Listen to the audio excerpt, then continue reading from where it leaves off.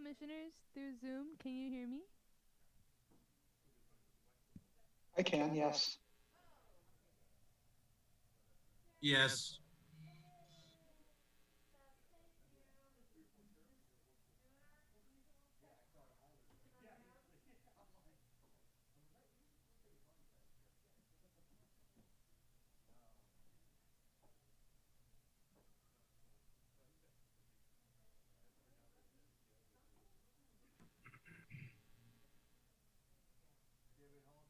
Yeah, that's it. So quiet.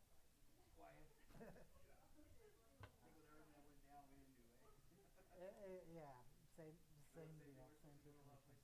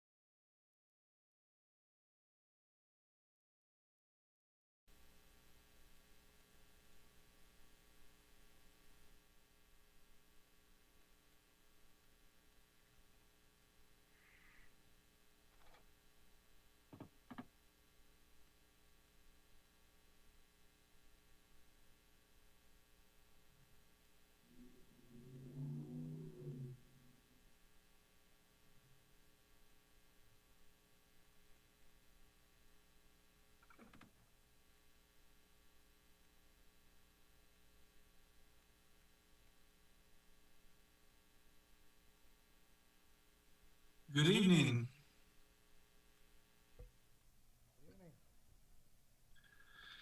It is now 6 o'clock, and I would like to call the meeting to order.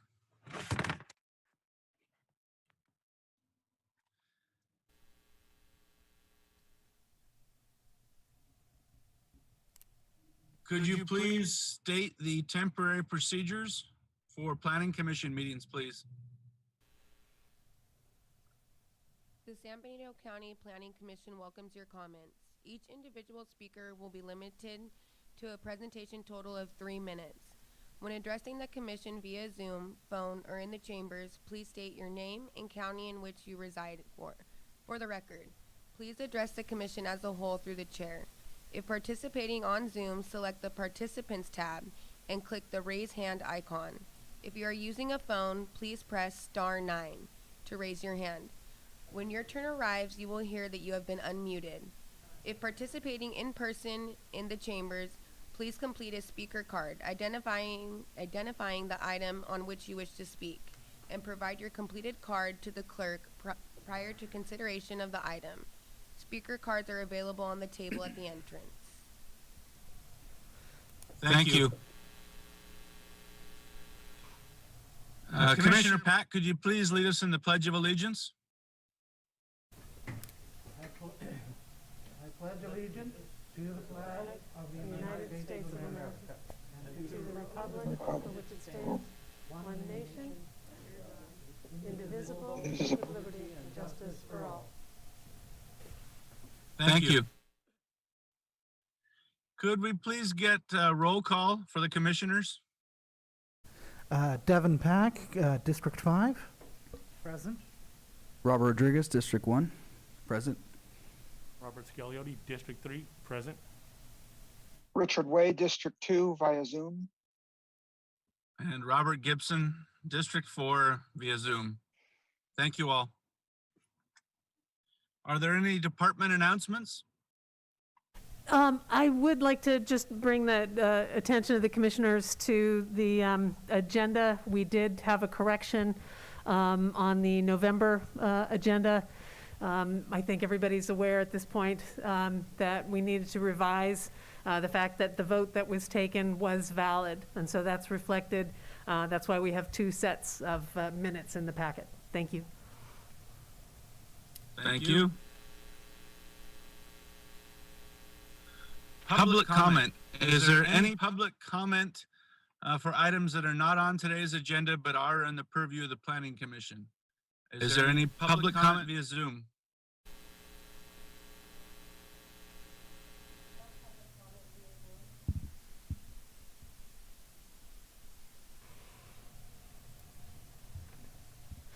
Can you hear me? No public comment via Zoom. Okay, thank you. Is there any public comment in the chambers? Yes, Alex, you can, Siwak,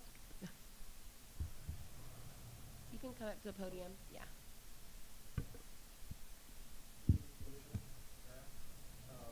I was here, you might recall, a month ago, and I presented waiting. Is the mic on?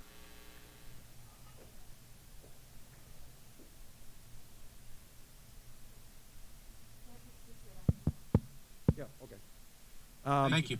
So I'll start again. I was here a month ago and asked why there has been no action taken on a lot line adjustment that we filed maybe 28, 29 months ago back in September of 2019. And I noticed that on the agenda or on the minutes from December, there was a statement made that Mr. Ellenwood would contact my attorney. That hasn't happened. And I'm just going to keep coming back here until we get this resolved one way or another. The ordinance is pretty clear. The staff has 15 business days to respond to it. And if they want to deny it, they should deny it. We can appeal it to you folks and then to the Board of Supervisors. It's my understanding that because no response was given from the planning department, the lot line adjustment is what's called deemed approved. I'm not an attorney, but that's what my understanding is. Our attorney sent the two legal descriptions to the Public Works Department, as is required by the code, and we haven't heard back. So I don't know how we get any further on this thing, but after you pay $4,800 and you're still waiting 28 months, 29 months later, I'm not sure we can put all of that down to COVID. So I assume that you can't do anything this evening because it's not on the agenda, but I was hoping that since I was here last December, that somebody would have reached out and said, hey, you know, we're not going to do this, we're going to do this, we're going to take some more time, whatever. Nothing's happened. Nobody's called anybody. So, like I say, I don't know that you can ask me any questions. I'm happy to answer them if you can, but I think there's rules about public comments. Yeah, no, sir, we cannot ask questions during public comment. Okay. Thank you. Thank you. Thank you. To the chair, if I may address this matter. This is Assistant County Counsel Joel Ellenwood. Yes. Okay. I have been in touch with Dr. Sywak's attorney. I've been informed that litigation between he and the other property involved in the lot line adjustment, who are in litigation, had settled the case, and that one of the terms of the settlement was to withdraw the lot line adjustment application. If that's not accurate, I'll try and reconfirm that with Dr. Sywak's attorney. But this matter was scheduled for a hearing before the Planning Commission perhaps 2 years ago, and it was taken off the agenda at Dr. Sywak's request, and not with no request to reschedule it until recent correspondence from his attorney. But then being advised that the application is being withdrawn, I don't see that there's any action to take. So there seems to be some miscommunication involved here, and we'll try and get to the bottom of it. Thank you. Thank you for clearing that up. Consent agenda. We have the acknowledgement of certificate of posting, draft meeting minutes from November 2021, draft meeting minutes from December 2021. Are there any corrections or additions to the minutes?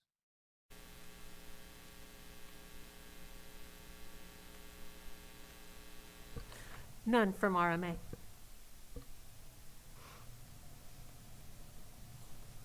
Commissioners? No. Okay. Is there any public comment on this item?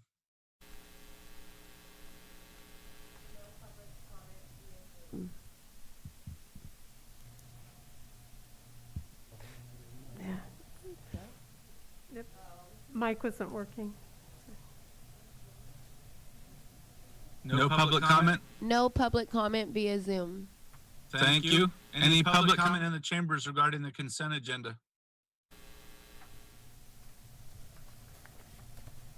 Seeing none, public comment is closed.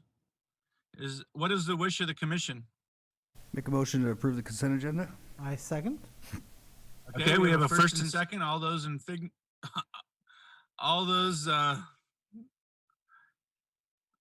that agree say aye. Aye. Aye. Aye. All opposed? Motion carries 5-0. The next item on the regular agenda, item number 5, nomination for chair and vice chair. Are there any nominations to be had? Nomination that we keep Commissioner Gibson as chair? I'll second that. Okay, there's a first and second. Is there any additional discussion? No. No. Okay. All those in favor signify by saying aye. Aye. Aye. Aye. Aye. 5-0. Okay. On the item of the vice chair, are there any nominations? Make a nomination that we nominate Commissioner Scagliotti as vice chair. I'll second that. Are there any additional comments?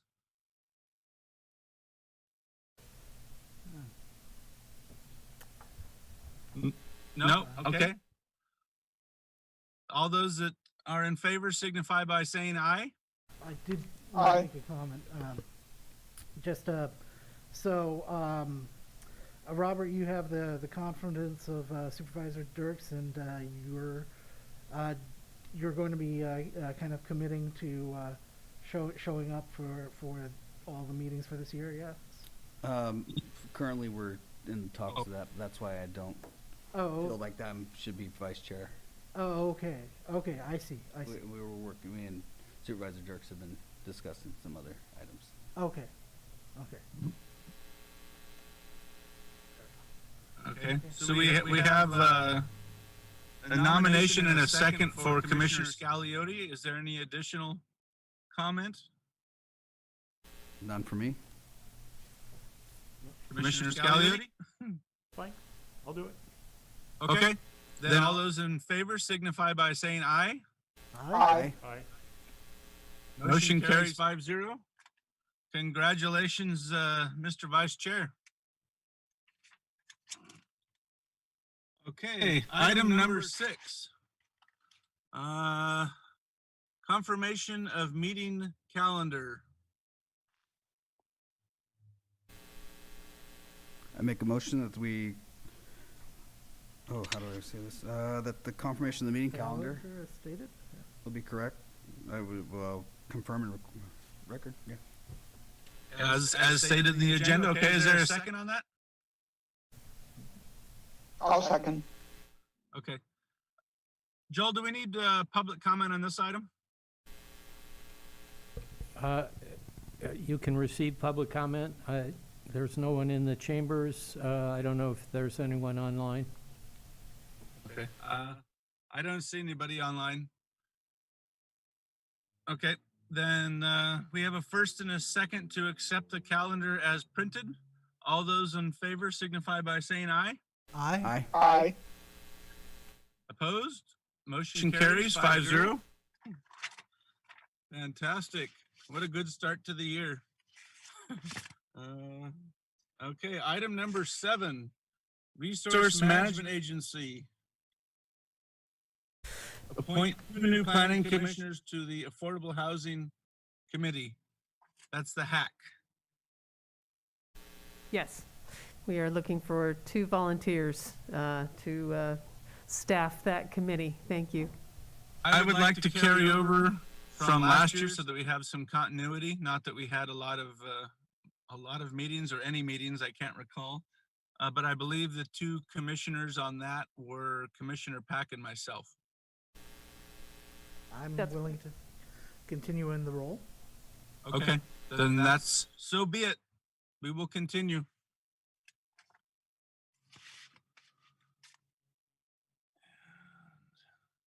Item number 8, a presentation on statutorily required ethics training.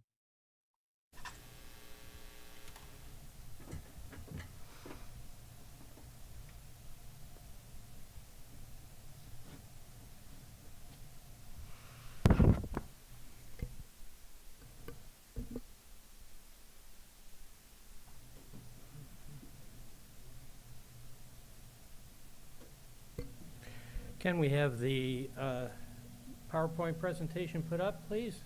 Thank you very much.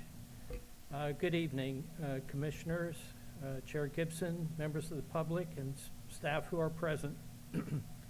I'm Joel Ellenwood, the Assistant County Counsel, and tonight I have the pleasure, I guess, of helping you comply with the statutorily required ethics training under which is commonly referred to as AB 1234. That was a bill that was passed in 2005 and has been amended a number of times since then, and it is included in the statutes in the government code. Let's see here. So our objectives for this evening are to familiarize you with the laws that govern you, govern your service, and the most important thing that you're going to take away from tonight is to be aware of the areas in which you need to ask questions. No one expects that you're going to master all of the subject matter that we're covering here tonight. It's intended to make you aware of its existence and to raise questions should you encounter situations that arise related to that. But there's a requirement that we ask you to think beyond just the legal restrictions and to provide some tools for you to do that. And again, this complies with the AB 1234 training requirements, which requires you to complete 2 hours of training every 2 years. And we're making this available to you that will satisfy that. As part of that, you are required to sign in for this session tonight.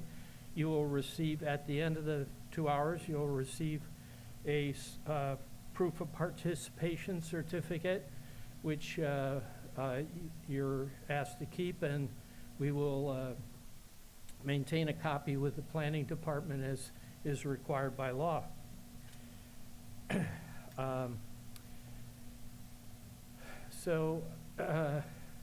Public service ethics is a little different because the laws, and there are many of them, play a bigger role.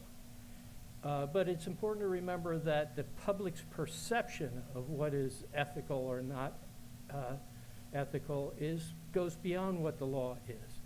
Our objective is to assure the government, the public, that its governmental agencies are working in the public's interest and not in any private interest.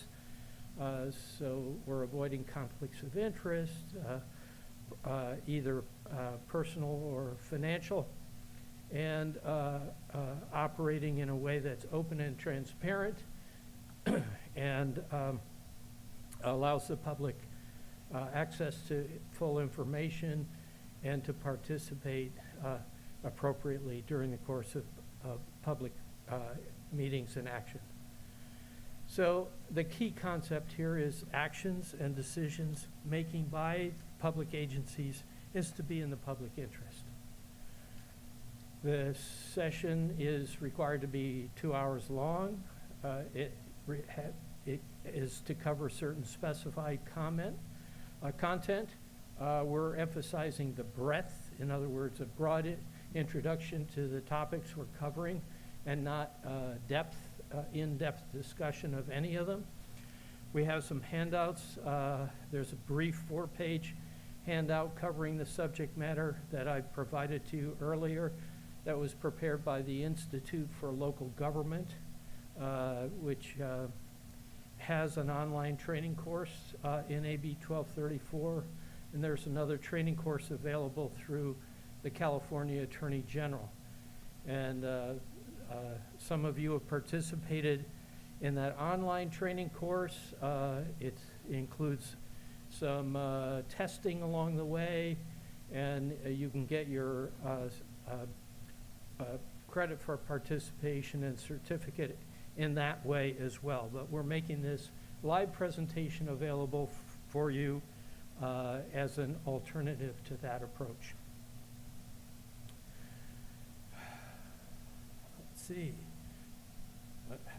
So what the heck is ethics anyway?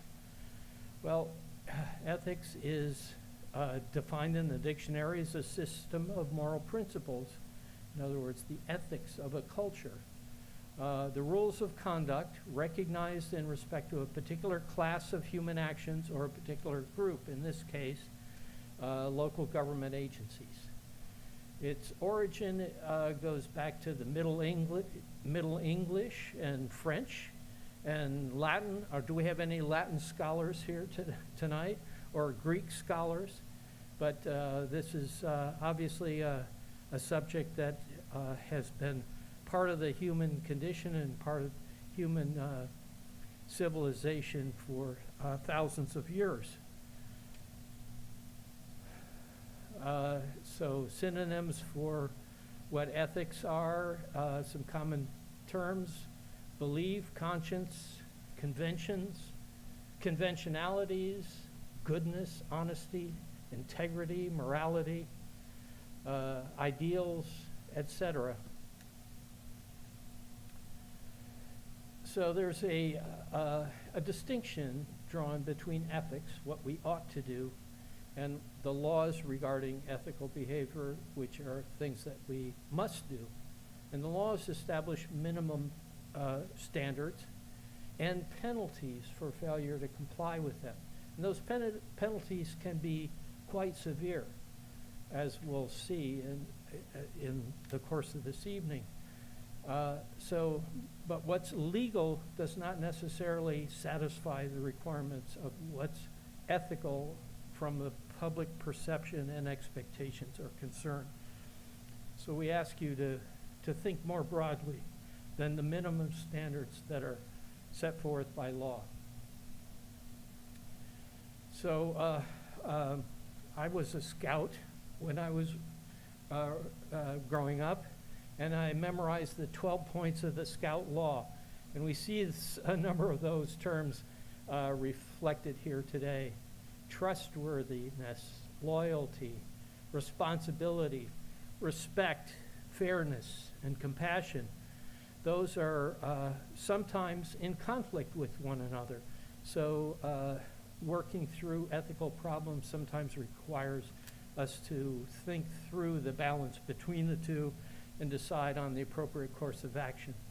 That's often going to be an individual decision, and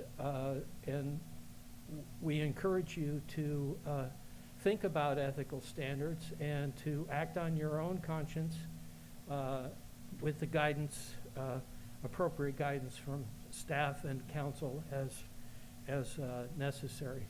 There are other resources available to you to think through some of those conflicts, which we'll be discussing further tonight. So responsibility means that you're making decisions for others. And as you know, as planning commissioners, you're making recommendations to the Board of Supervisors about the general plan, about amendments to zoning or planning-related ordinances. You're ruling on individual applications affecting particular properties for particular property owners with regard to zoning, variances, conditional use permits, and the like. Those things occur. There's a distinction between the two, with general planning and zoning ordinances are considered quasi-legislative actions. And there's a broader scope of how those types of matters are considered, as opposed to what are considered quasi-adjudicatory or quasi-judicial decisions, where you're making a decision that affect individual property owners or their neighbors. So in which due process standards under the Constitution come into play. And again, perception matters, and we're talking here about not only your personal ethics, but the ethics of the County of San Benito and of this Planning Commission. And that's something that you, working collaboratively, will develop a strong culture of ethics, we hope, as you work together. So we're going to outline some of the ethics laws, what they cover, and again, key emphasis on when you need to ask questions. And if questions come up as we go through this presentation this evening, we'll try and make time to accomplish those. I've got about 70 some odd slides to cover in 2 hours and a broad range of topics, but I want to take time to answer questions both during and after the presentation. So why should we be taking up 2 hours of your time here at a planning commission meeting, or if you had to do it on your own through self-study or an online course? Well, there are serious penalties for violation of a number of these laws. You can lose your freedom. You can go to jail for or prison for up to 6 months to 20 years. Fines in high amounts, up to $250,000, plus restitution can be the case if there's a financial loss or forfeiture of property. The defense of any action, even if you're acquitted or cleared of a charge, can be very expensive.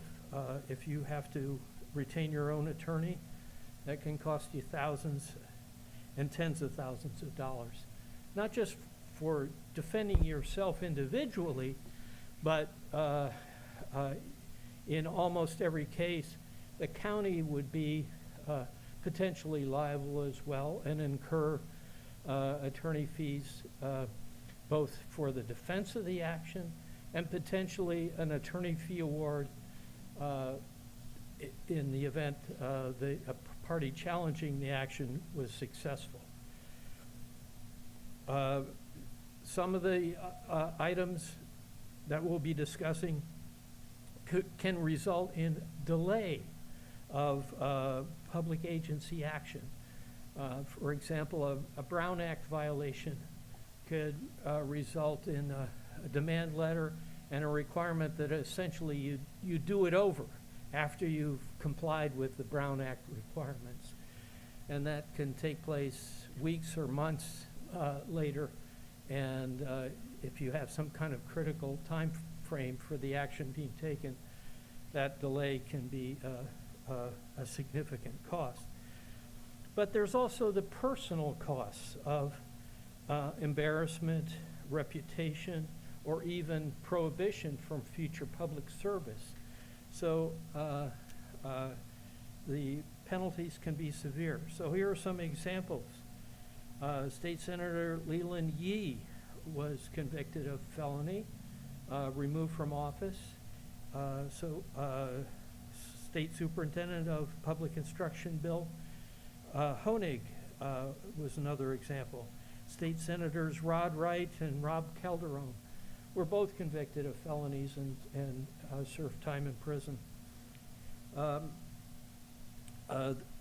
These gentlemen, 3 gentlemen sitting here chuckling away, were actually defendants and the lawyers in a LA Coliseum corruption case in which the defendant was convicted and served prison time.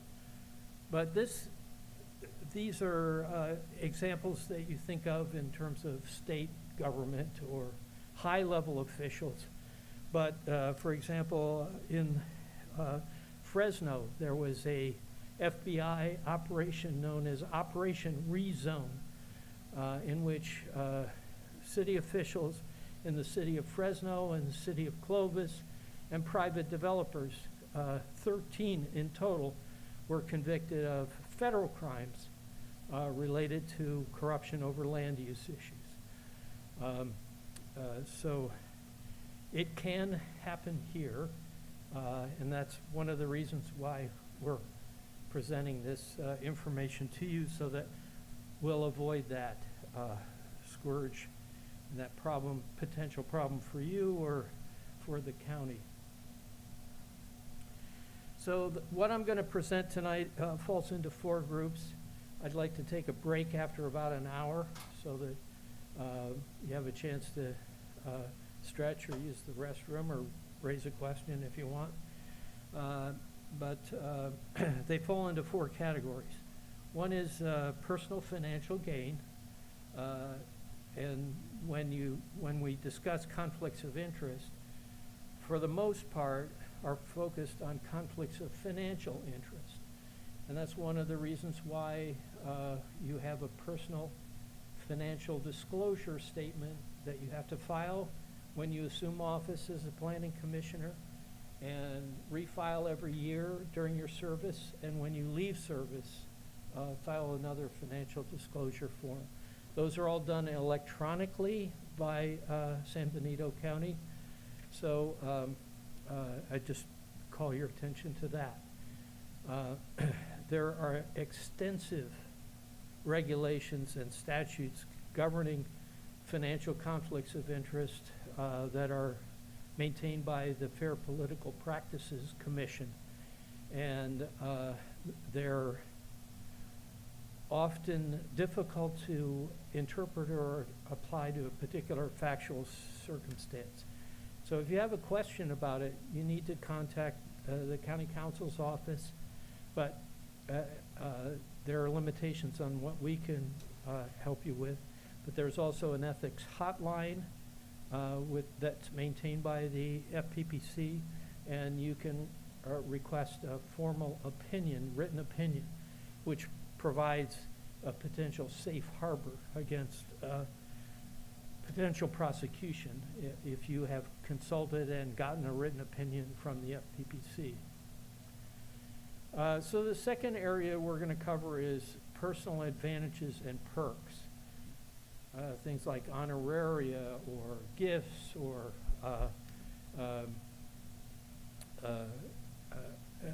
other use of government resources for personal benefit and not benefit of the public.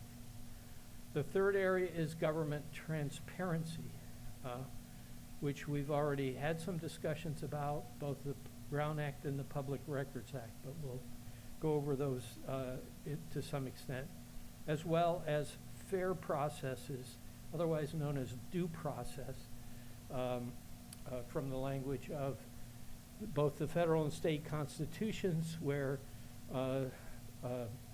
persons cannot be deprived of money or property or liberty without due process of law. And in your capacity as planning commissioners, you are dispensing due process of law with regard to issues of persons' property and to some extent liberty interests when you're making planning and zoning decisions. So we'll start out with group one, personal financial gain issues, otherwise known as conflict of financial interest. The basic principle here is simple. The public's interest should be your sole motivation as a public servant, and not use your position to benefit financially. Pretty straightforward in principle. The details can get complicated. So among those laws are the law against bribery, which again is prosecuted both on a local, state, or federal level. A lot of the white-collar criminal prosecutions, including the one that I referred to in Fresno, were brought by the U.S. Attorney's Office, not by the local district attorney or even the state attorney general. Prohibitions against self-dealing or employment-related restrictions. And all of this is to a great degree incorporated in the California Political Reform Act, which was originally adopted by initiative, Proposition 9, in June of 1974. And it's codified in the government code, Section 81,000, et cetera. And there, as I say before, extensive regulations of the Fair Political Practices Commission that spell out the Political Reform Act requirements in sometimes excruciating detail. So bribery, you cannot solicit, receive, or agree to receive a benefit in exchange for your official actions.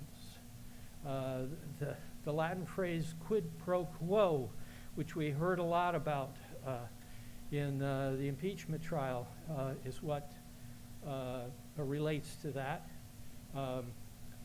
which quid pro quo translates as this for that. You give me this pile of cash or car or condo or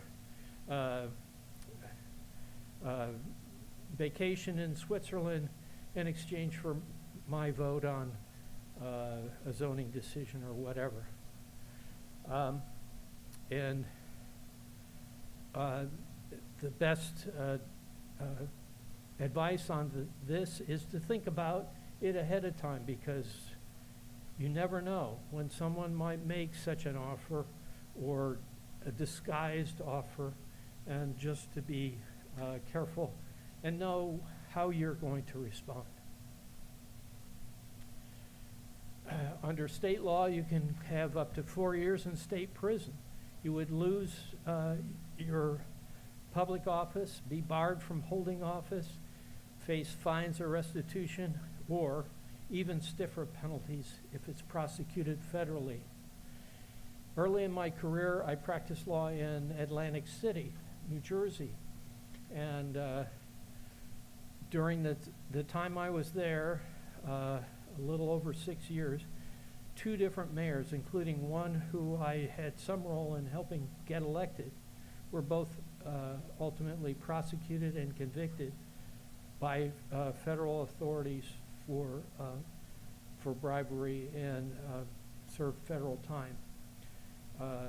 In addition to that, the United States Senator for the state of New Jersey was convicted of bribery in what was referred to as the scandal. A FBI agent posing as a Arab national was offering cash to the senator for entree into the world of casino gaming in Atlantic City. So it's something that has touched people that I have known personally, much to their shame and regret, and so I know it can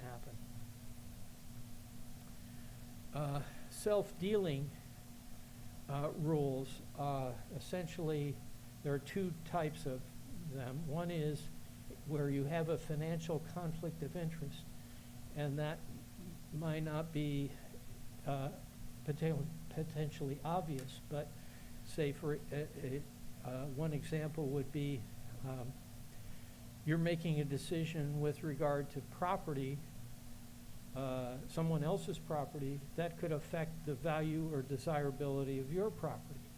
And so in that instance where there's the potential for gain resulting from how it impacts your property,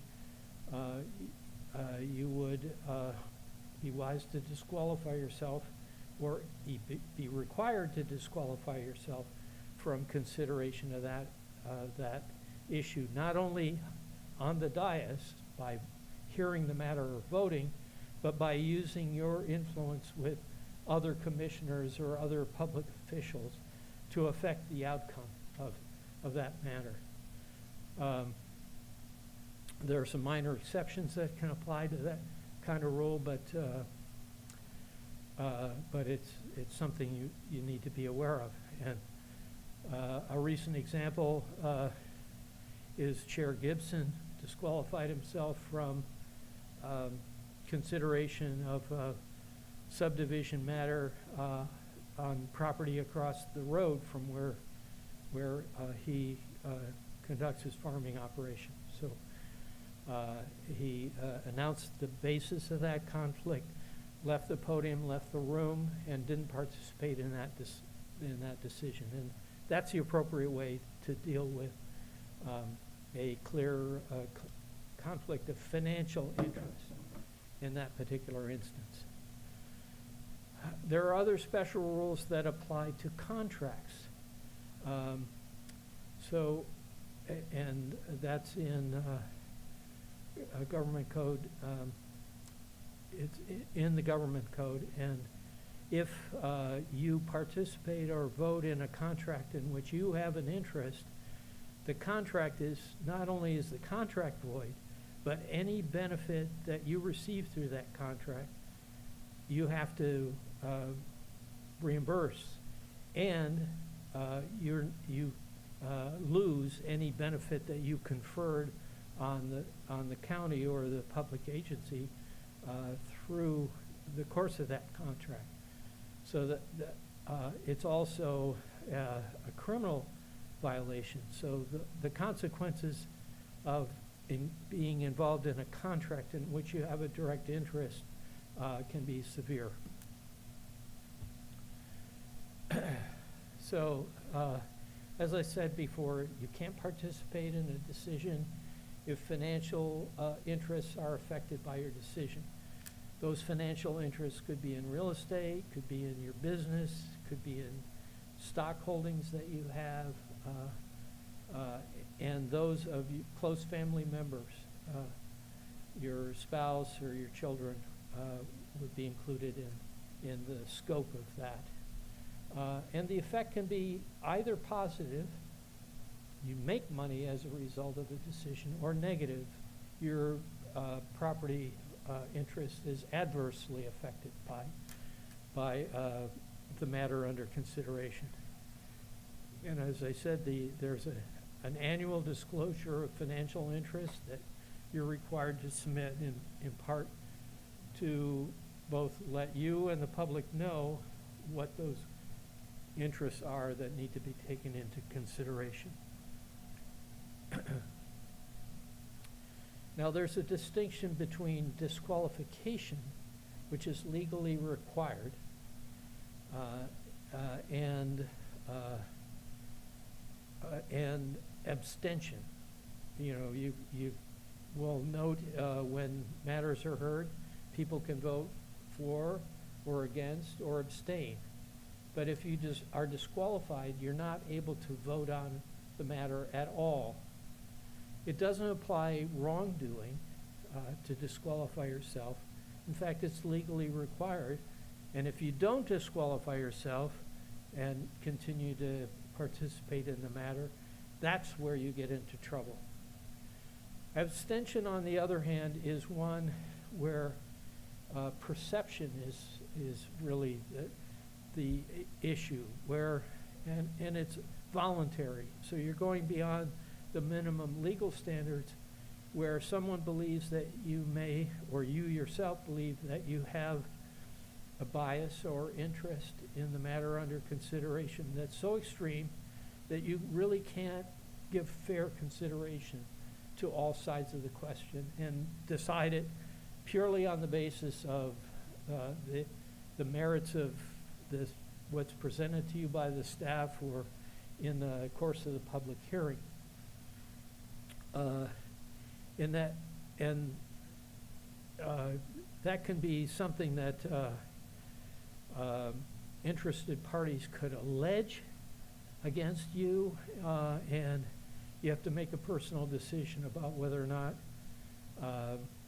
abstention under those circumstances is appropriate, or whether or not you can honestly state that you're going to consider the matter only on the basis of the information presented and not on the basis of any preconceived position or decision that you may have made apart from what is presented in the course of the public hearing. Any questions about what I've covered so far? So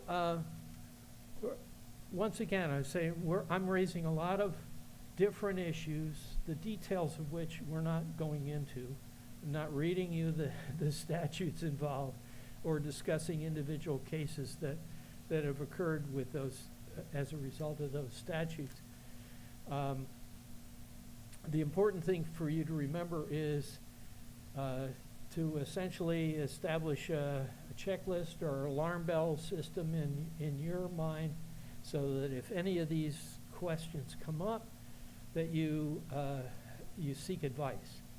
And you can contact my office, county council, but what the statutes provide is we can give you advice, but if you rely on that advice and we're wrong, you can still be prosecuted.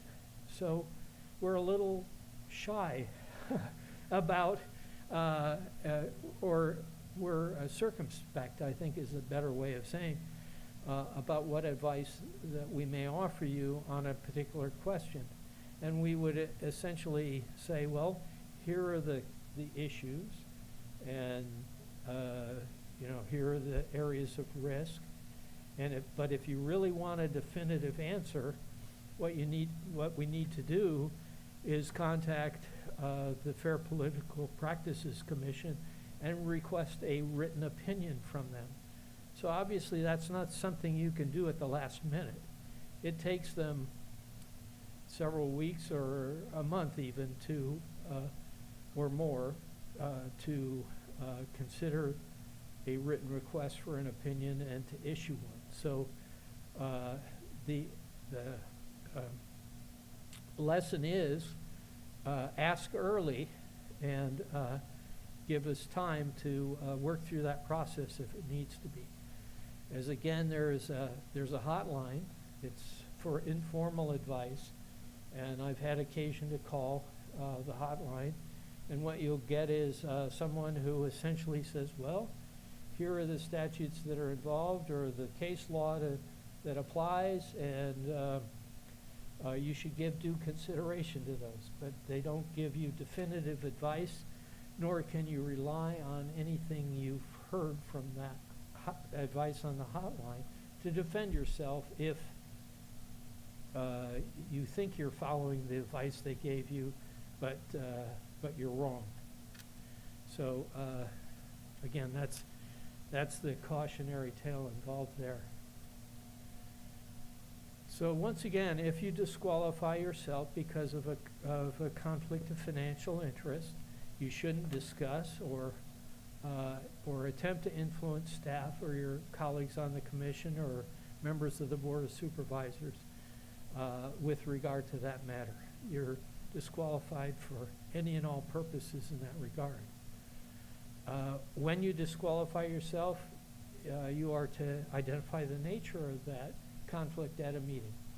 I'm disqualifying myself because I live across the street and that could affect the value of my property in one way or another, as an example.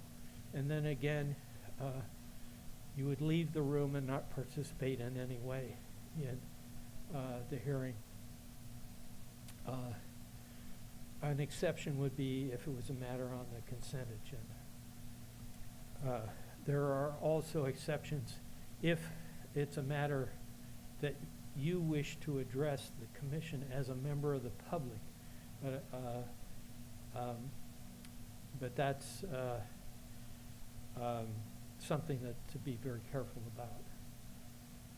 So we should discuss that in an individual case should that come up for you.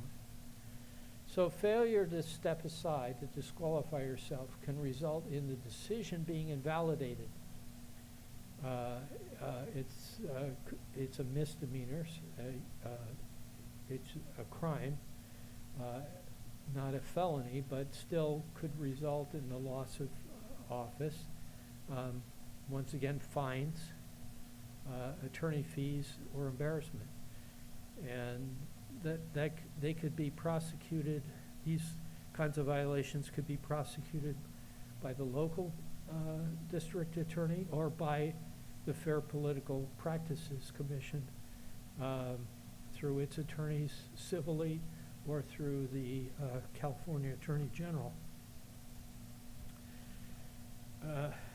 So once again, to refer to contracts. So interest in contracts with the county are forbidden. And disqualification wouldn't be enough. The results would be refund of the money, fines, imprisonment, loss of option of office, and in this case, it's a felony, not a misdemeanor to violation. Now, typically, the planning commission, as planning commissioners, you're not approving contracts. So it is unlikely that this section would apply to you, but it's a required part of the course curriculum for me to raise this issue with you. Future employment issues, which has to do with the so-called revolving door. And that would apply to you as planning commissioners, or to me as county counsel or deputy county counsel, assistant county counsel, and to higher level staff. You would not be able to essentially walk out the door, take a position with a private firm, and then come back to the planning commission and advocate for that employer, private employer, for a year after you leave office. So there's a disqualification. And if you're even in the process of discussion or negotiation with a potential future employer, you should disqualify yourself as well. Again, the key things to remember, it's the public interest and not about the money. Well, it's always about the money, isn't it? In one way or another, it seems. But for more information on this, there is a 104-page guide published by the Institute for Local Government of Public Service Ethics Laws. And that booklet is uploaded to the Novus agenda item for this meeting. And if you want to request a copy of it, just let me know, and send me an email, and I'll send it to you, or we can arrange for you to get a copy through the Institute. The booklet covers, you have a 4-page summary of what's included in the booklet, but that I handed out to you today, but the booklet goes into much greater detail. And greater detail than we can discuss in our 2-hour session this evening. So group 2 are the area of perks. Well, what are perks? Again, the principle is that you shouldn't have special privileges because you're a public official. And so 3 areas: compensation. Now, as planning commissioners, I know you all are richly compensated for your service in terms of gratitude that the public extends to you for your service, and you get perhaps a small stipend or travel expenses or hotel expenses for attending conferences and so on. But because of even that limited level of compensation, you are subject to the requirement for this ethics training. Another area is use of public resources. So compensation, again, includes expense reimbursement. Use of public resources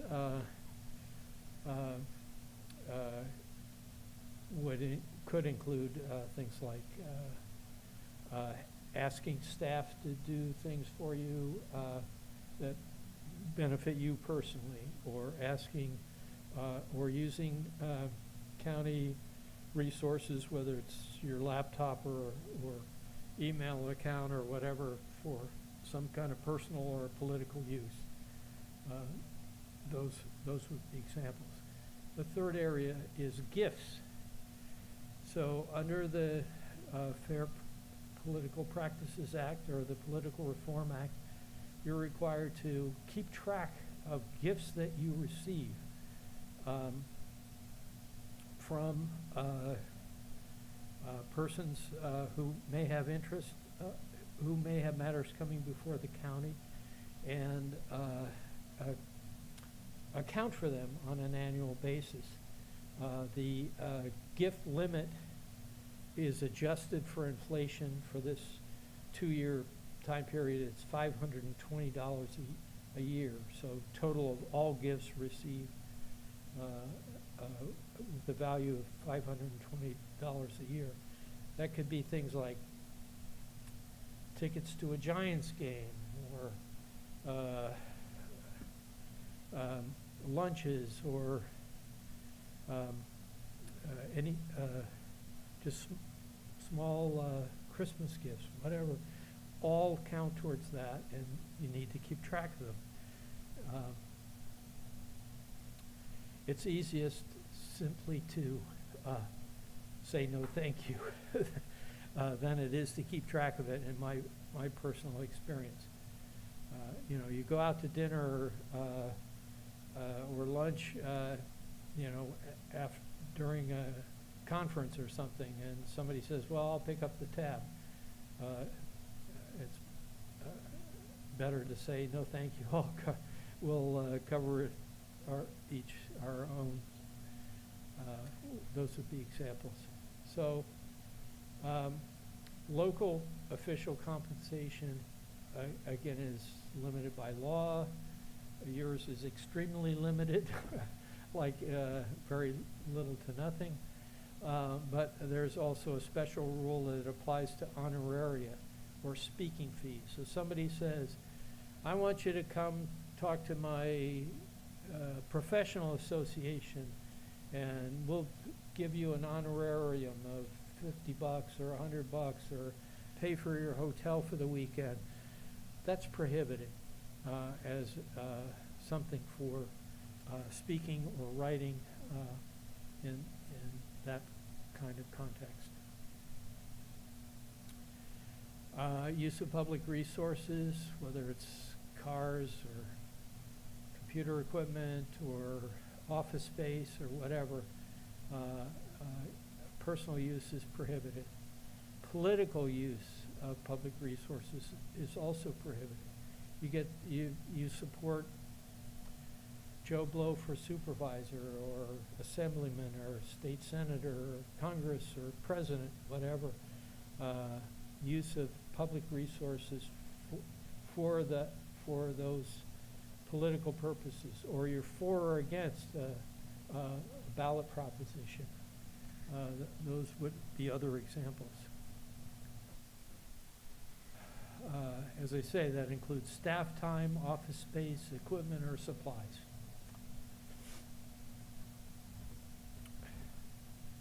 So the county has expense reimbursement policies. I can't discuss them in detail. I'm not aware of them in detail, but they are there. They're available through the CAO's office, and if that's becomes an issue for you, either for traveling or some other basis, those policies will apply.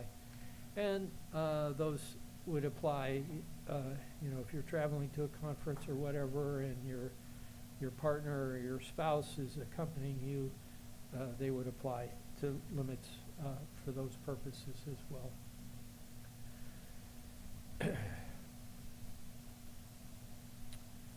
So not only are individuals, but the agency is the county itself, or the planning department, or the resource management agency, is prohibited from using public resources in support of or in opposition to ballot measures.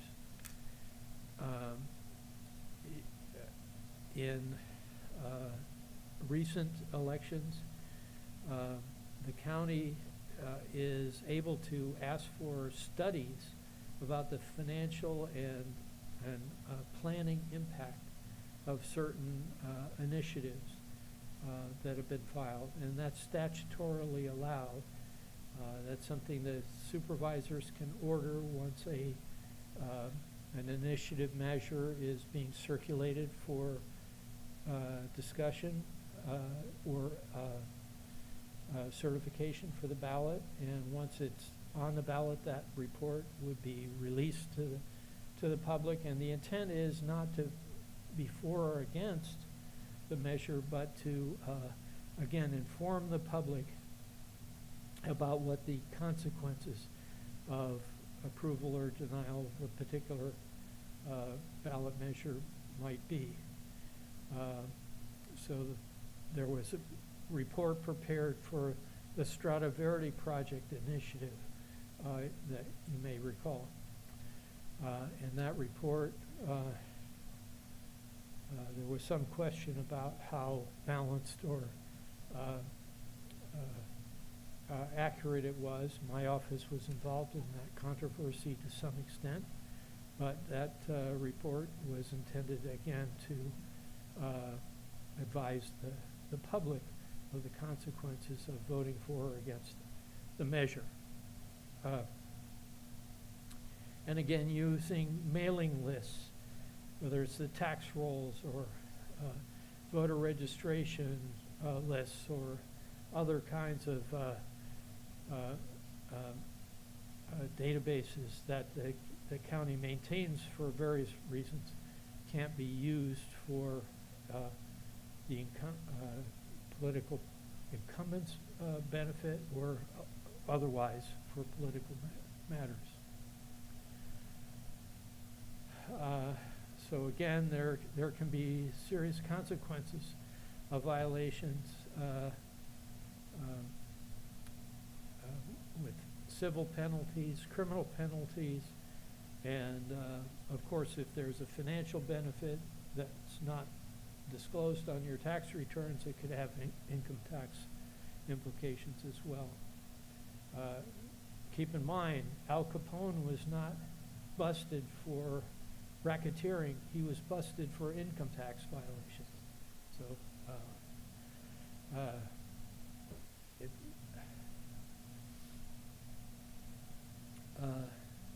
once again, gifts don't always have bows. Come in nice packages that are under the Christmas tree. They include meals, food and drink, entertainment, and certain kinds of travel.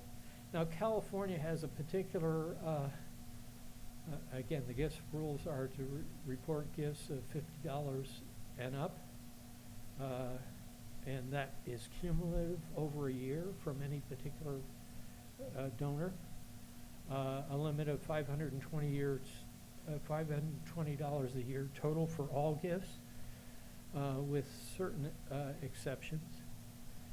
But it could be a disqualifying financial interest if it exceeds that $520 limit.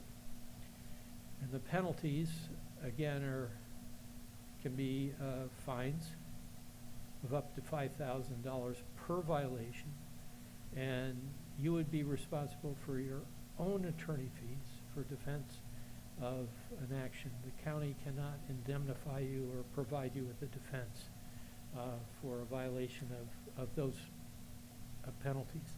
How are we doing time-wise? Are we about an hour in? You want to take a quick break, and then we'll go on with the rest of the presentation. 5 minutes. Thank you.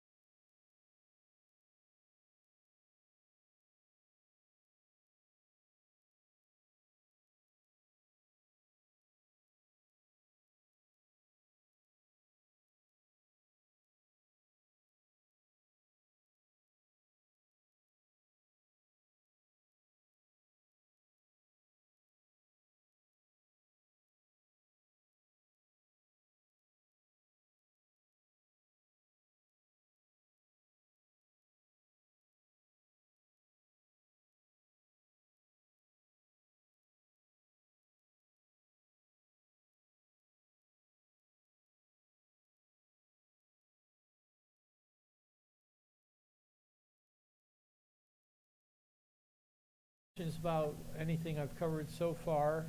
War stories, nightmares, concerns? I'd be happy to entertain them, because we're moving along at a pretty good pace, getting through this. And again, we're required to take 2 hours of your time for this. Well, if you finish early, that's okay. What's that? If you finish early, that's okay. Well, unfortunately, it's not okay. So I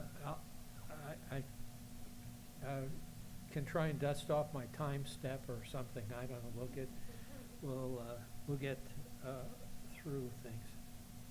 But the history of California really informs the background for a number of these laws. In the beginning, as soon as the 1860s, the railroads dominated California politics and had an inordinate influence in California state government. And the pushback resulted in through various reform efforts to establish particular penalties for free travel on railroads. So how many people travel by train these days until the high-speed rail, if it ever gets off the ground? It may not happen. I happen to use the Central Valley Amtrak route between Sacramento, although I had to take the bus from Sacramento to Stockton to get on the train, and then go to Fresno, where there's a federal courthouse, and for some cases that I handled at the time, and that was convenient. But free use of railroads has a particularly harsh penalty in California. If you get free transportation from transportation carriers, and in that these days that would be Amtrak, however unlikely that would be. But you know, in the days of the Union Pacific or the Southern Pacific, and there were also interurban railroads throughout rural California. You could actually get on a train in Sacramento and travel by train to Chico, and on small railroads, none of which routes exist anymore. But anyway, so railroad perks could result in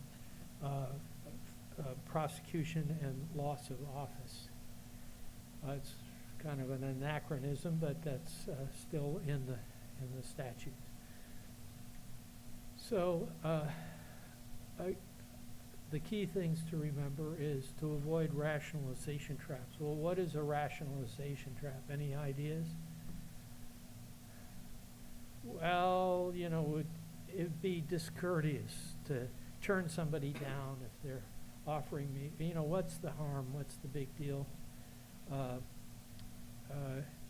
It's better safe than sorry in that sense. And beware of what seems to be a nice gesture that could come back to bite you. So a polite refusal, practicing a polite refusal is the best defense here. Thank you very much. I really appreciate the gesture. It's just I have too much bookkeeping to account for if I, you know, whatever excuse that you want to make to try and avoid offending somebody, but at the same time keeping yourself above suspicion, or more to the point, prosecution. So once again, the Public Service Ethics Law Handbook from the Institute for Local Government covers these areas in greater detail, and I would refer you to obtaining that. A longer booklet, other than the 4-page handout which is, basic outline of topics that I provided to you tonight. So now we're on the third group of topics, which are the transparency laws. And the basic principle is we're doing the public's business, and the public trust is a precious commodity. There's so much skepticism about government and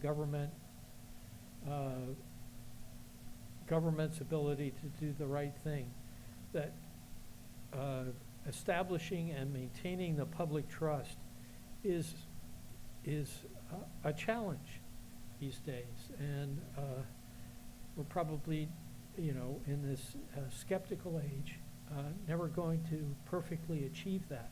But it's a goal that for government to function properly, and we need to do our best to reassure the public that we don't have a private agenda, that everything, all decisions are made in public, disclosed ahead of time. People have a right to have their say about it and be involved. No backroom deals, the fix is not in.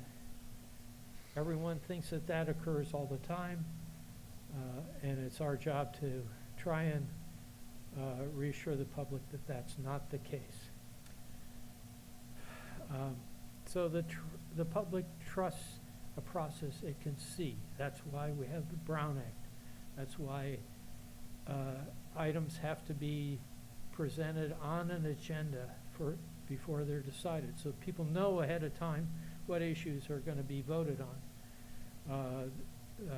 There's a prohibition against a majority of members of a deliberative body, whether it be the Planning Commission or the Board of Supervisors, for conferring about a particular matter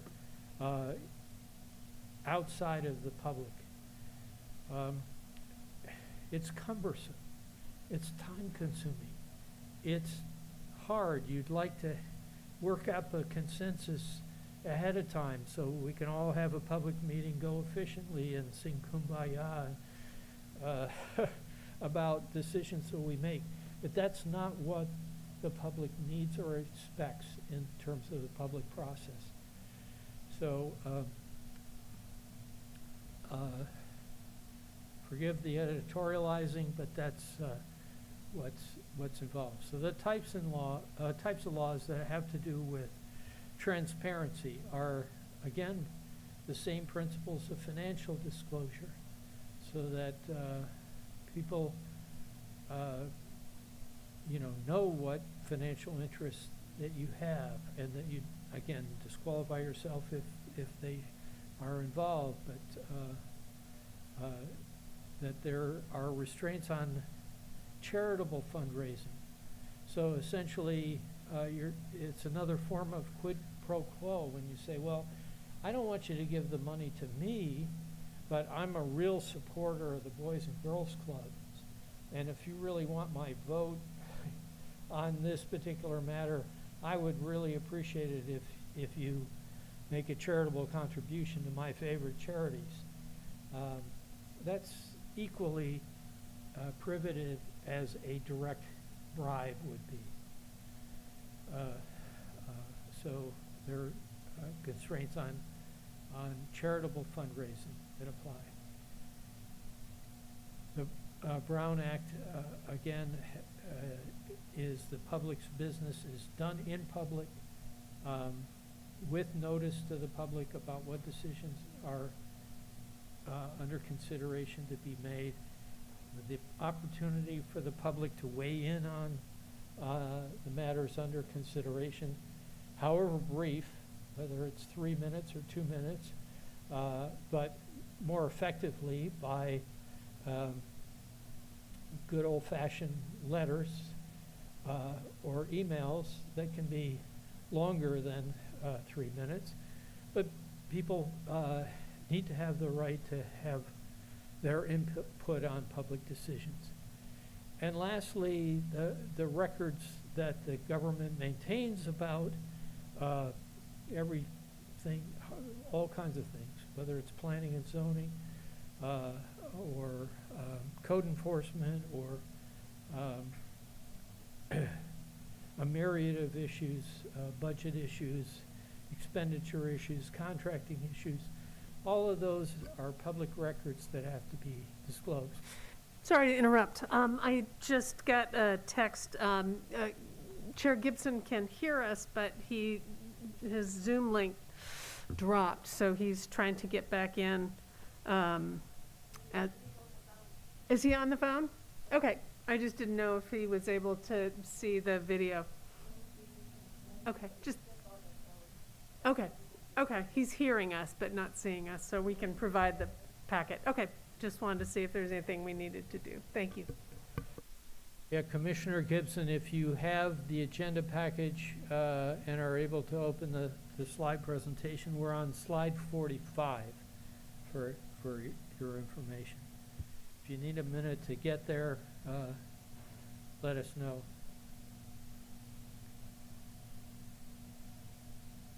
I'm asking him to unmute.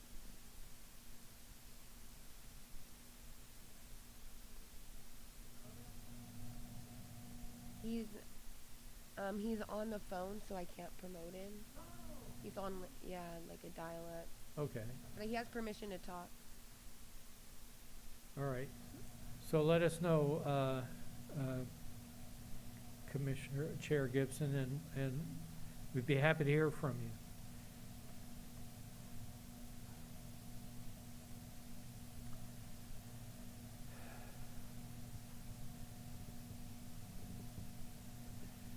So once again, we're talking about financial interest disclosure. That's the Form 700 that you should all be familiar with. That transparency includes obligations for higher level public servants, and planning commissioners are considered higher level public servants, as are management staff of county departments and members of the county council's office. Have to disclose their financial interests when assuming office, annually while in office, and upon leaving office.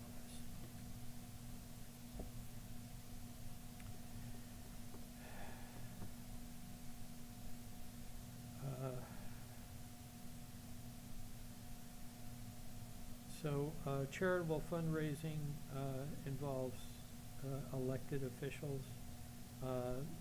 They have to disclose $5,000 or more of charitable contributions given at their behest or by them to or from a single source for any charitable, legislative, or governmental purpose.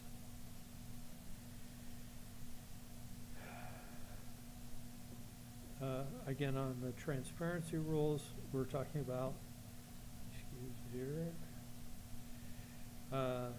both the Brown Act and the Public Records Act are the two principal statutes involved here.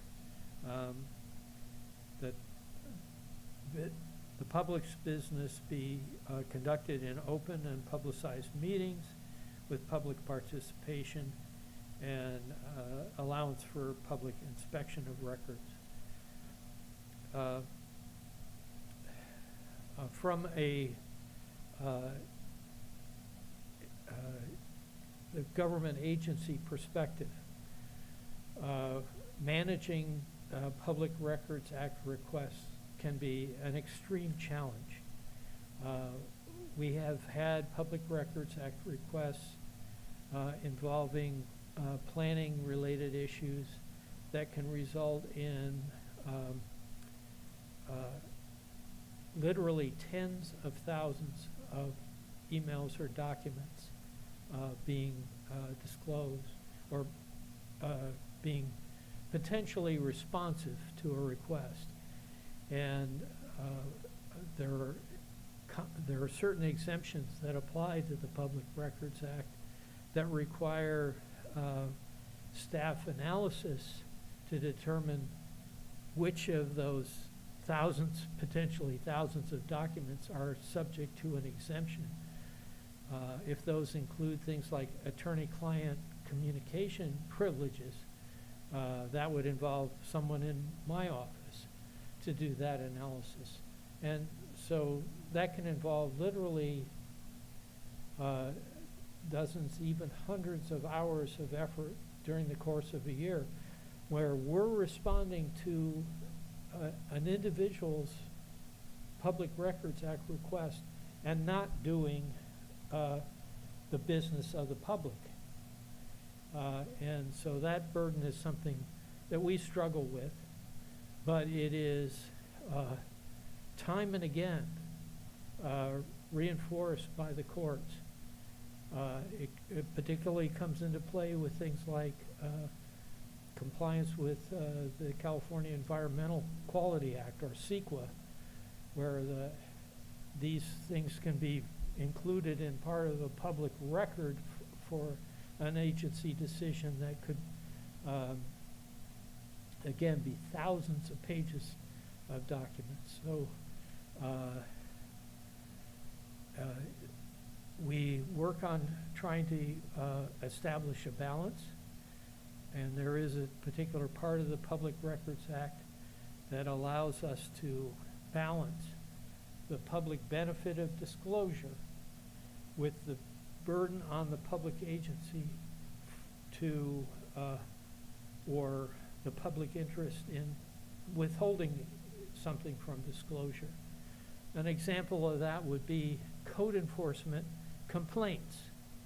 So someone who's, in a dispute with their neighbor, or they think they're in a dispute with their neighbor, and they want to know who filed that barking dog complaint, or that fence is too high complaint, or any number of other kinds of complaints that the odor of painting a car in the garage complaint, all of which could be code violations. And the county is required to catalog and investigate and make decisions about, and perhaps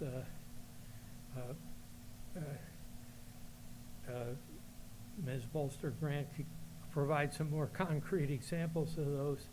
But if we got a Public Records Act request, I dealt with these when I was in Humboldt County as well, where some people insist on knowing who filed that complaint. And the California Supreme Court, fortunately, has bailed us out in that regard and said the public interest in having people feel that they're not going to be subject to retaliation for making complaints about violations of a law is more important than the private interest in knowing who's making these complaints against me, because there is an unfortunate history of retaliation of various kinds that occurs, and should that be allowed to happen, the public would not feel at ease about making complaints. So there's a balancing that has to occur that is sometimes requires a lot of judgment and staff time to deal with Public Records Act requests. But something you need to be conscious of is that if you are using your personal devices, your cell phones, and you're texting someone else, and it doesn't have to be a county official, but anyone else with regard to public business, that can be subject to a Public Records Act request. And if we have a request that includes a request for texts by either specified officials or classes of officials we have to essentially get a hold of you and assist you in conducting a search of your texts on your phone. We're for those of you who have county-issued phones, we're working on obtaining software that would allow us to catalog texts issued through county devices or emails on your county-issued laptops. All would be subject to Public Records Act requests.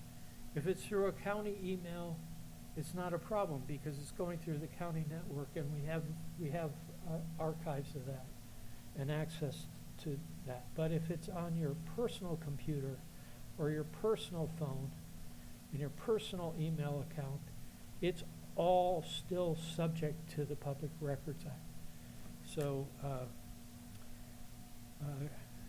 keep that in mind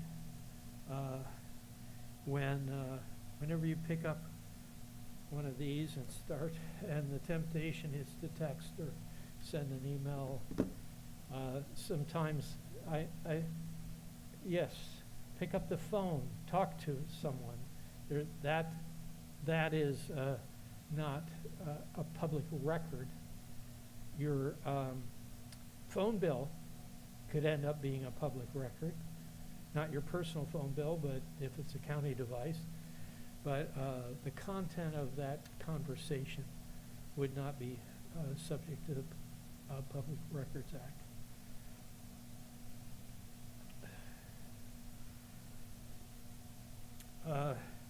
So again, under the Brown Act, conducting business at open meetings. So a majority of the Planning Commission can't consult each other outside an agency convened meeting. The Brown Act and the Public Records Act, some of the primary advocates for them and who zealously protect them from any change whatsoever are the media. That's the grist for their mill, and so it makes it politically difficult to change or reform these laws. But it's also, I wouldn't say it's, we instituted a program for managing Public Records Act requests called Next Request. You can log on to the county website and see that, but you'll see that there were over 300 requests during less than a year that system went into effect in 2021. And already we're up to over 50, and we're only halfway through January this year. And many of those are related to land use issues in one way or another. But again, back to the Brown Act, if you fail to comply, for example, a decision is made without its being properly noticed on the agenda, and someone makes a demand, then the county can protect itself by essentially saying, oh, you're right, we will put it on the agenda again and describe it in greater detail and take action again on it. But if the county doesn't do that within a reasonable time period, then it could be asked to account to the court for whether or not that's a violation. And if the court finds it is indeed a violation, could be subject to substantial attorney fee award.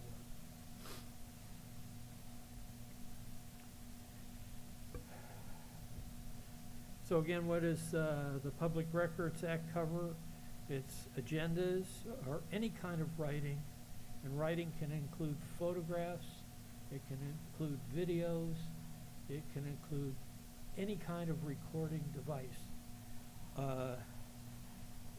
paper or electronic, plans, a whole wide range of things, emails, text, instant messages on public or private devices, as long as it is subject to dealing with matters of public concern.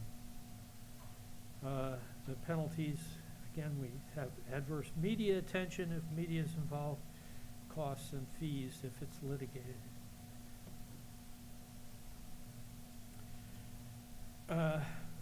Key things to remember.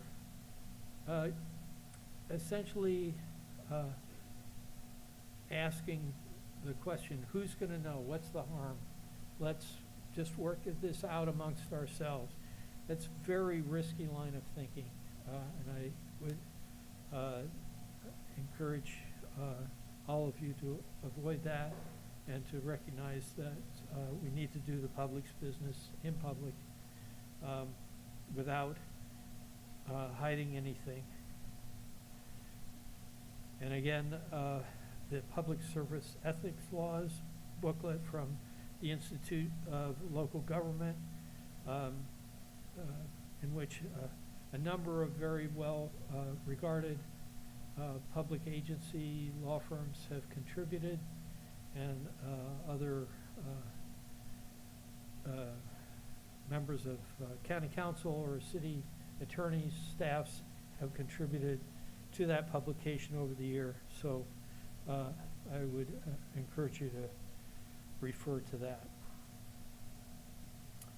So our fourth group of subject matter has to do with fair process laws. Fair process, due process, they're the equivalent in terms. And the slide, these slides are adapted from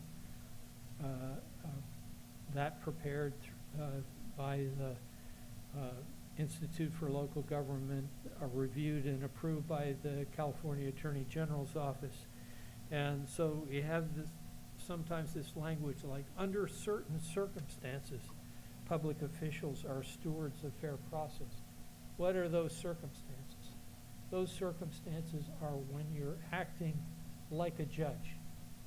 You're considering an individualized case, how to apply the planning and zoning laws to a particular application for a particular property to affect it in some way.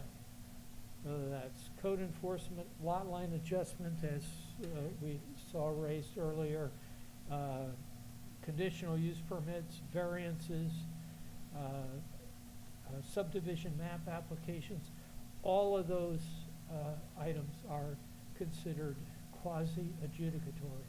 You're making a decision about how to apply the law generally to a specific set of facts and circumstances. And in that case, due process comes into play. Due process, the basic principle of due process is notice and opportunity to be heard, but heard by a impartial decision maker. And so free of bias or interest, and without a preconceived or predetermined outcome. So that can happen in the context of decision making before you, but also in broader public agency practice in terms of contracting, in which case public bidding is considered part of the due process or fair process, or in employment.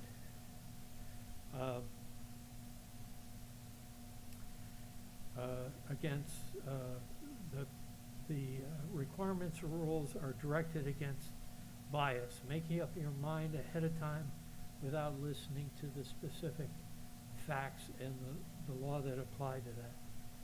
I don't care what you say, I'm against it. Yeah, that's the most extreme example of bias, and people are human, and they do have biases, and that's okay. But if it's to the extent that you cannot give fair consideration to both sides of the argument and then make a decision based on the evidence that's presented, then perhaps you need to consider abstaining or disqualifying.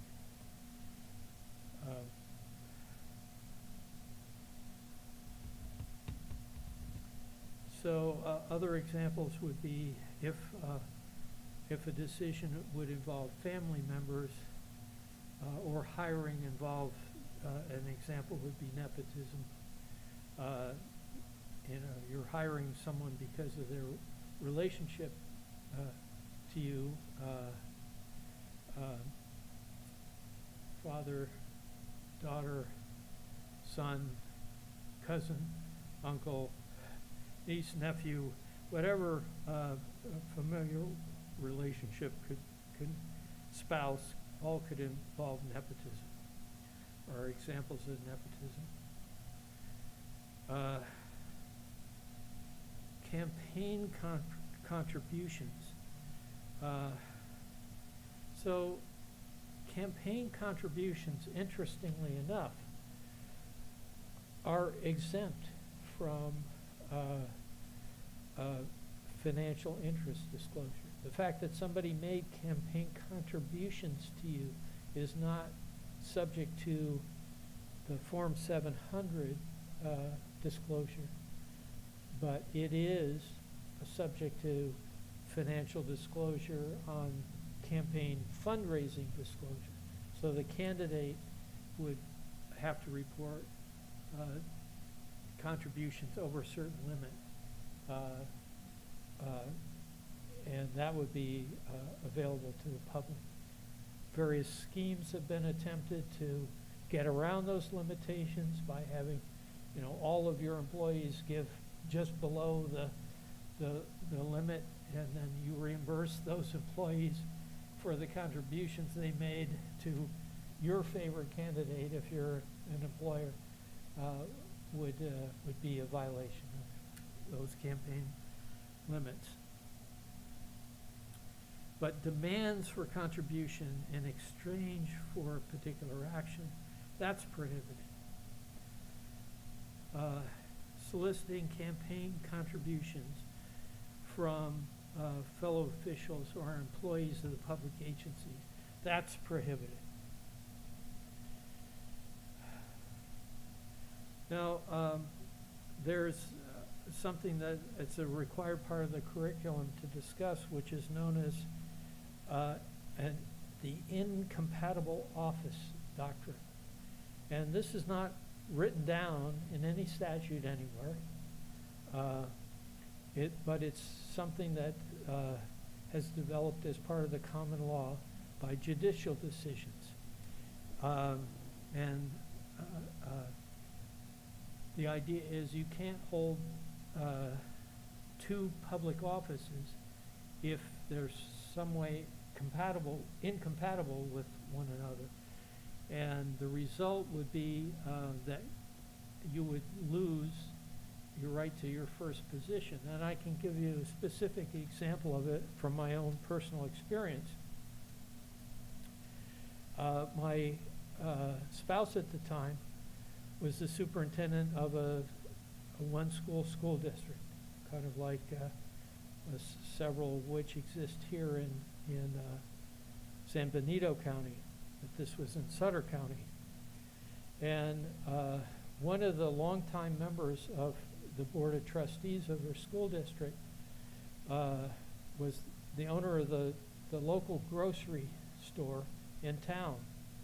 And he kind of touted himself as being the unofficial mayor of this unincorporated village, if you will, in the county.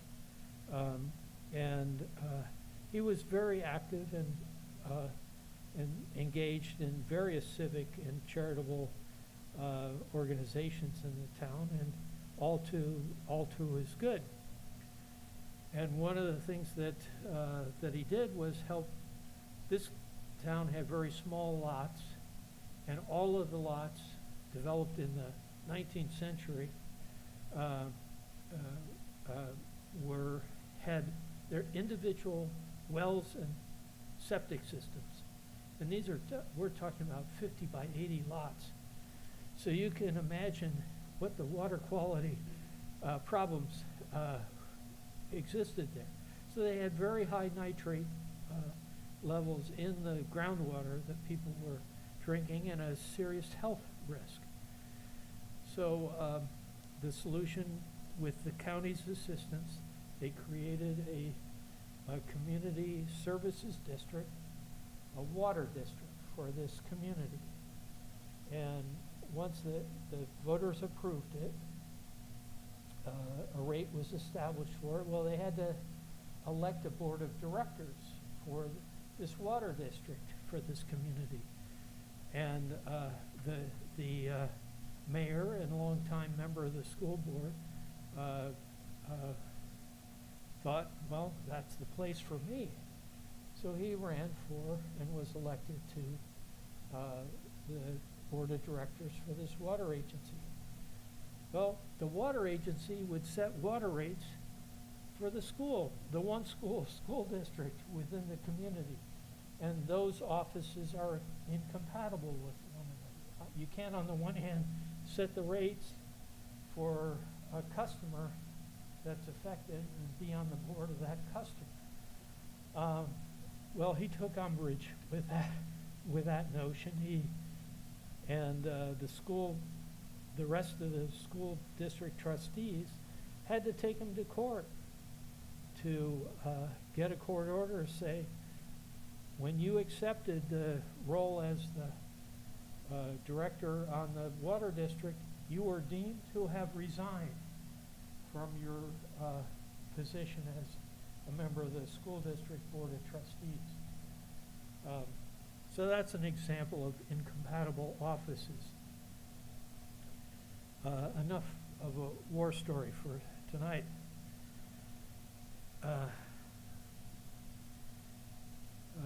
Again, fair processes laws for contracting.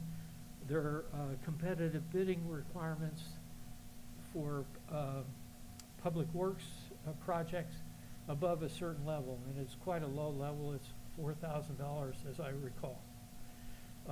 And the idea is that by having public bidding, you get the best price for the taxpayers.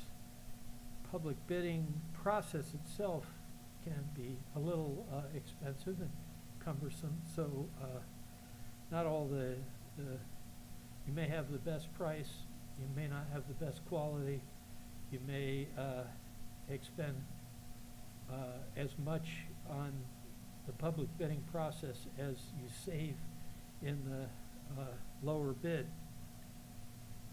But that's the law. And if there were kickbacks, those are prosecutable under both federal and state law, and have resulted in some of the convictions featured in the photographs I showed you early on in the presentation. The key thing is to, again, focus on the merits of decisions, not on bias or interest or favoritism, but and providing a fair decision-making process.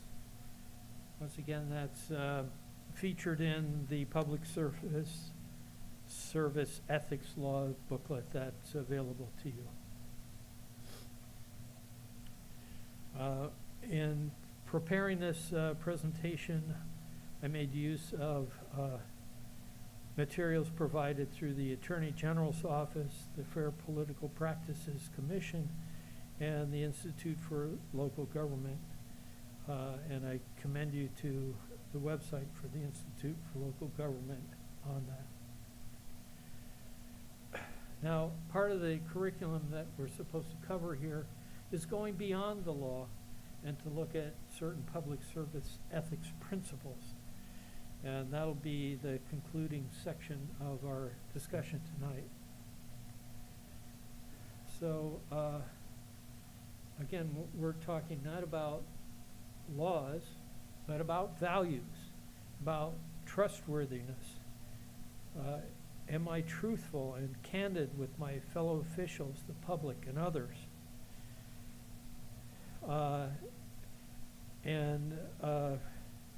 There are commonly recognized 6 universal ethical values. You might have other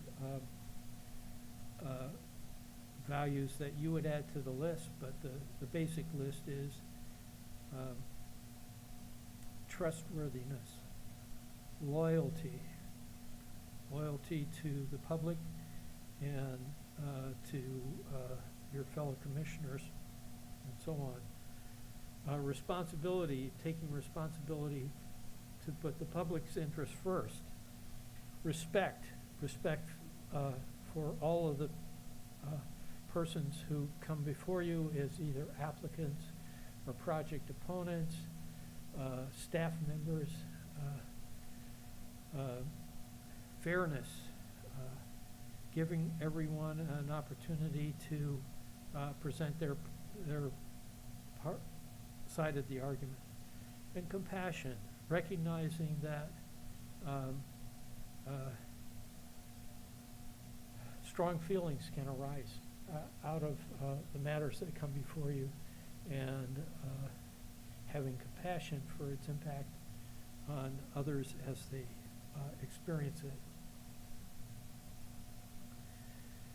So ethical dilemmas arise when there are competitions between 2 right values of, again, trustworthiness versus loyalty, for example. You have a friend or a fellow commissioner or staff member that you feel a strong sense of loyalty to, but there might be some issue that they're engaged in that would undermine the trustworthiness or responsibility to putting the public's interest first. So how do you address those conflicts? And that's the essence of a moral dilemma or ethical dilemma.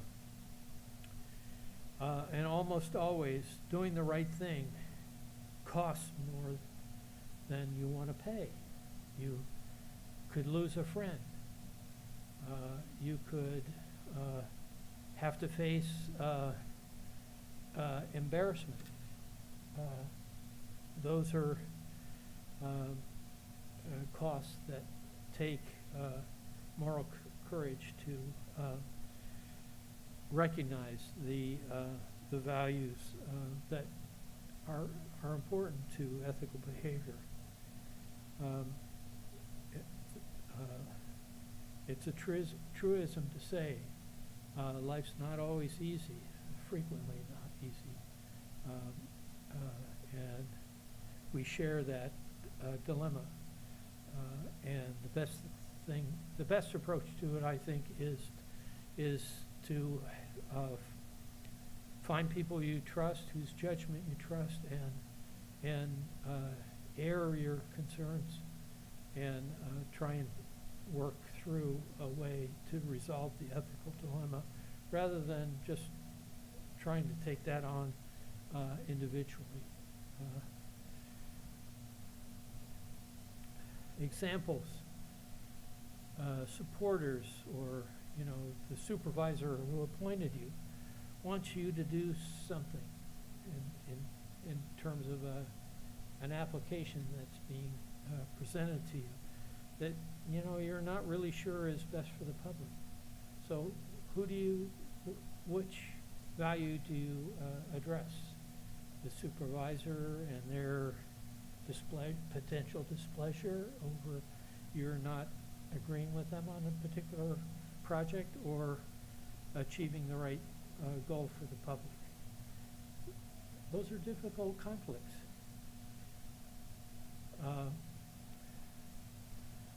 Loyalty versus responsibility.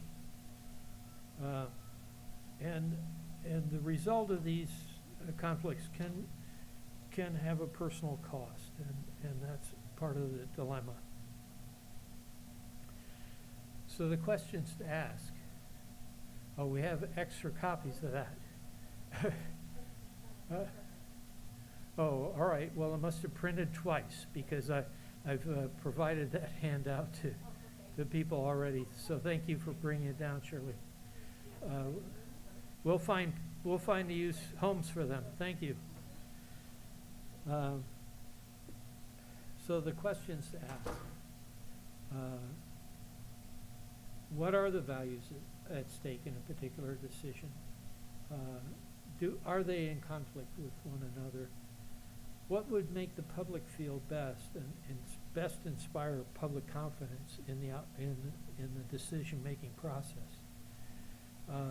Another way of looking about how would you feel about how it's covered in the media? We say front page, but obviously today it's Facebook or Instagram or Twitter, and I don't follow many of those myself. I try and avoid them, but there's still obviously having a great deal of sway in public discourse these days. And ultimately, how do you want to be remembered? What we strive to do with San Benito County and government agencies in general is to establish an organizational culture of ethical behavior, to doing it right rather than being expedient, whatever it takes to get the job done. And do we have clear expectations for staff that they are to use ethical behavior to get results? To be aware of how it looks, what is the public perception of how we do the public's business?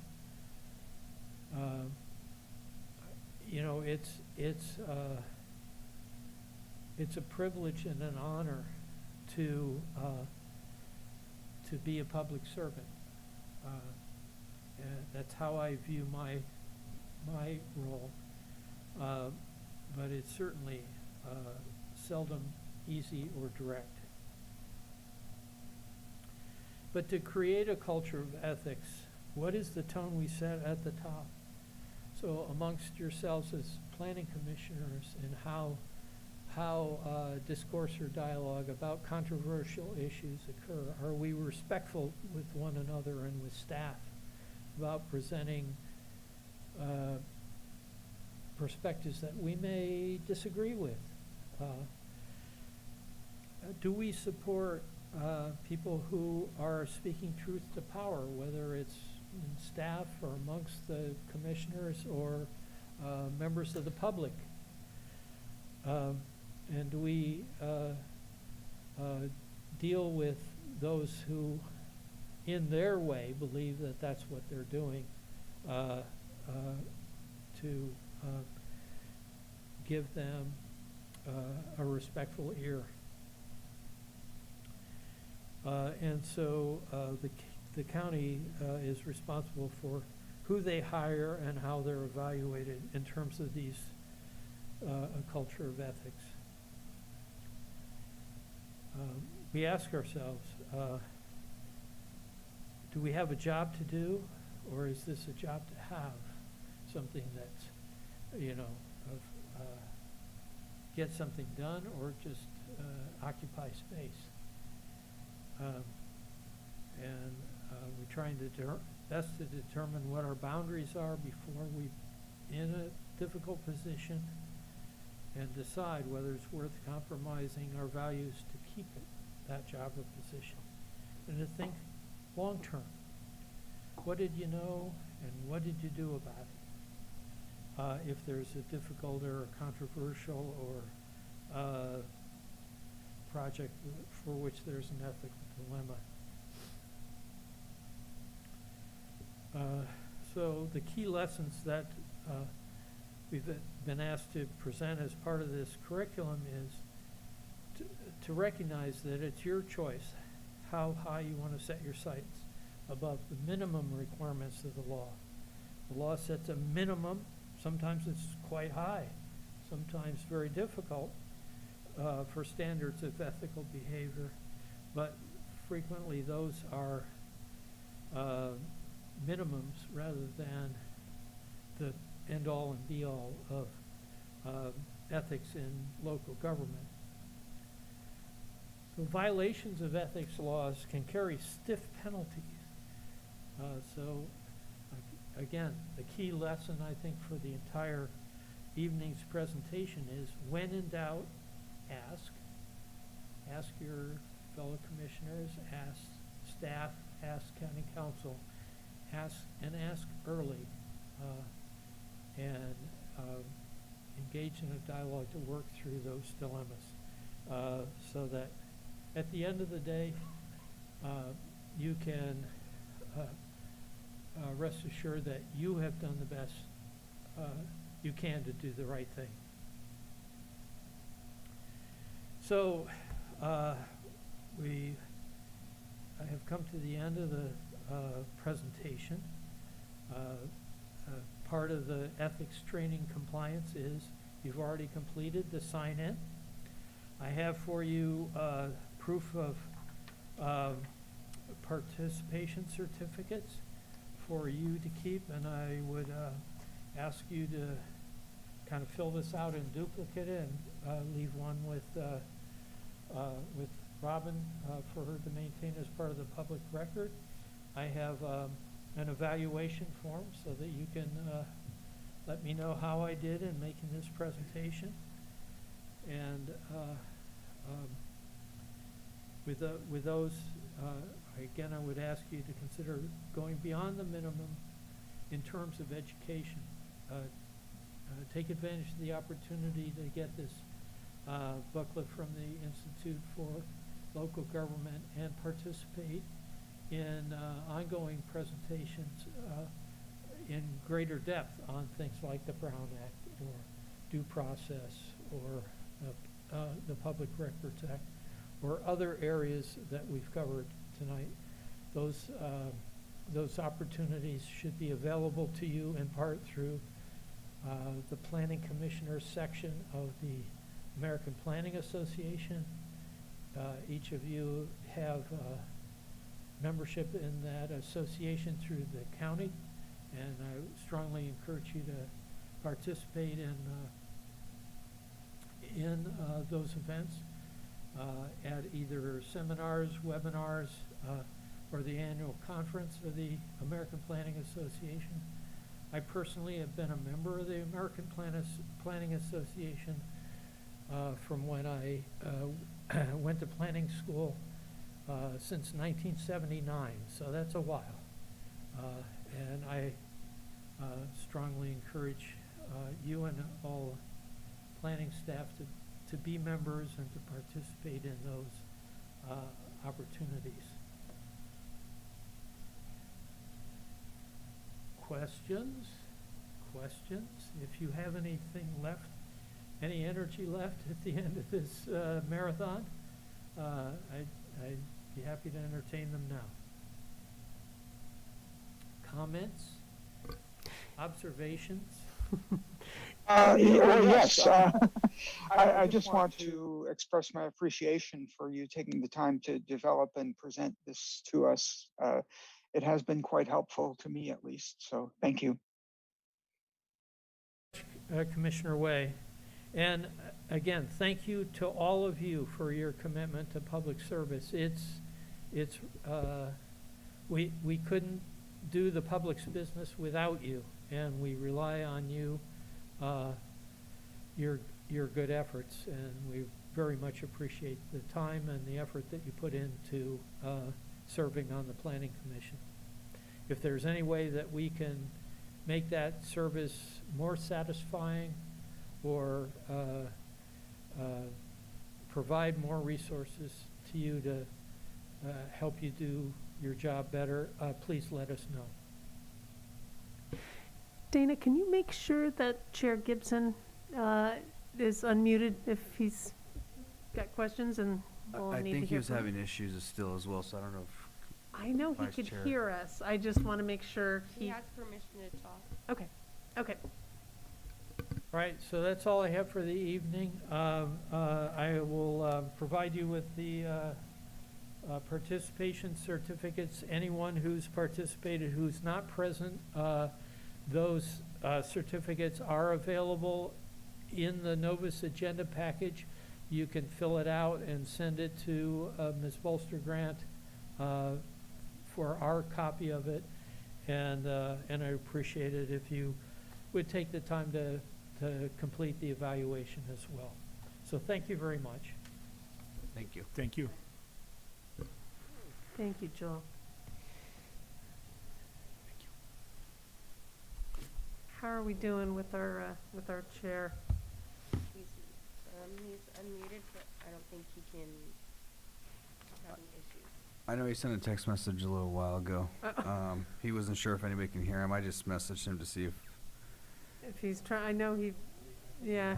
Well, I don't think we're able to hear him. I do, oh, no, I don't. I just have the sign-in sheet, sorry, talking on the I record. don't know if you wanna take over. Want me to take over?